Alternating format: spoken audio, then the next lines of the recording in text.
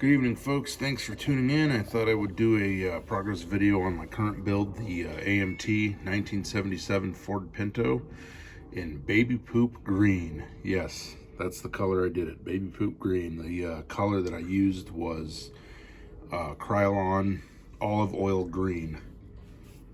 Anyway, the story behind this was my wife always said that she was probably going to marry a fat man in a green Pinto. So that's where this idea came about. And I told her, you know, they make a model of a 77 Ford Pinto, and we just kind of stuck there. And I said, well, eventually I'll get one, and we'll do it just like that, just for fun. So that's how this Pinto project was born. That was what, probably 4 years ago, something like that.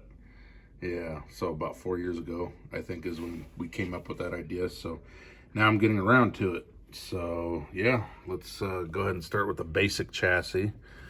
So there's a wheel and tire package already installed. There's a little Ford 4-cylinder there. Not too bad of an engine. Could have more detail to it, but for what it is, it's not that bad. You can see I did some weathering to the engine. The exhaust and the exhaust manifold are rusted out, so I am going to paint that oil filler cap a black color, I think. So I don't think I'm going to leave it chrome. See, there's the transmission there and the air cleaner. So yeah, I made the best of it for sure.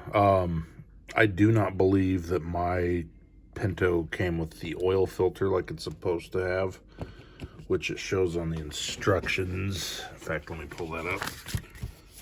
Let's see, there we go. It's actually right there. Yeah, you can see it shows an oil filter being there, but in my box I couldn't find a part that even looks like an oil filter, so we're just gonna go with it and pretend it has one, I guess. Oh well. Anyway, so yeah, that's the chassis. I did some weathering on the underside there, and it's not a bad chassis. Pretty basic, but it's got some detail to it. So yeah, I did some dirt weathering. The guy basically takes good care of his car, so you know, on the underside, of course, is going to have your dirt build up, and you know, your exhaust is going to rust after a while from use. So that's just how that goes. So that's what I did with the chassis. And then let's check out this interior. The interior I'm very impressed with. I did it in I wanted that 70s leather, two-tone leather interior with like a tan carpet. So that's the look I was going for, and it actually matches pretty good with this green. So yeah, the interior I did in a Krylon a gloss equestrian brown.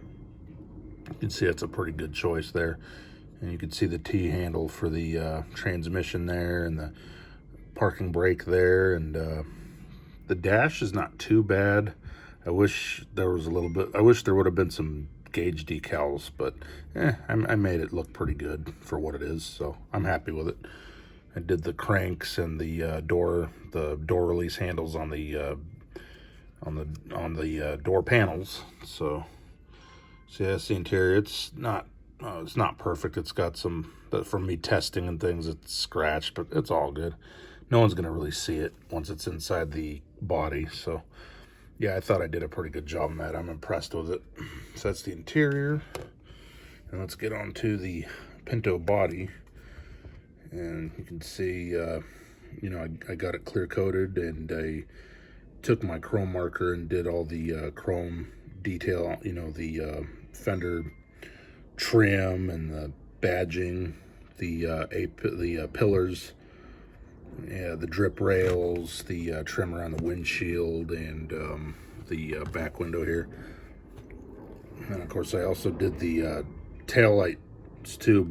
I did accidentally mark the body there, but I'll try and see if I can get that off the clear coat. If not, I'm not going to worry about it. But yeah, you can see it looks pretty good for what it is. The glass was a little bit warped. You can see from this angle that the back window does not rest all the way up against the hatch there. So yep, you see your markers there. So there's your door handles and keyholes, windshield wiper blades. I was a little disappointed that this car did not come with a brake booster or master cylinder, so you don't really have much detail, if at all. I'll probably mark or detail those wires on the firewall there. So yeah, that's the body. The color laid on very nicely, as you can see. So, and then there's the small hood for the Pinto. And then you can see where I did the FORD lettering in the chrome with the chrome marker.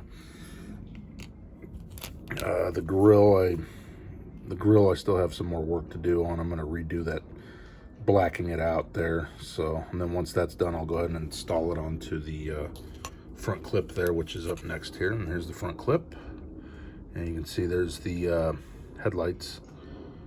Would have been nice if there was actual clear glass that went on that, but it's all right. I still got to detail those little, they're either, I guess they're lights, or I'm not sure what those are, those little square things on the inner sides where the in between the headlights and the where the grill would be. It says to paint them white on the instructions. So yep, so that's how that goes.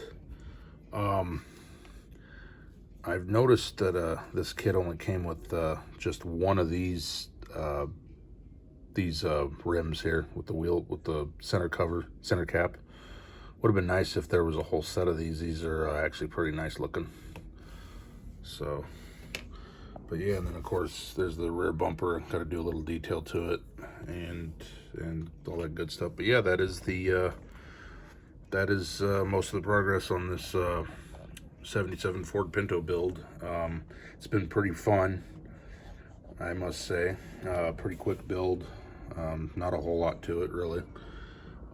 So yeah, it'll be done soon enough, and once I get it all together, we'll do the final reveal and then the slideshow, so stay tuned for those. Until next time.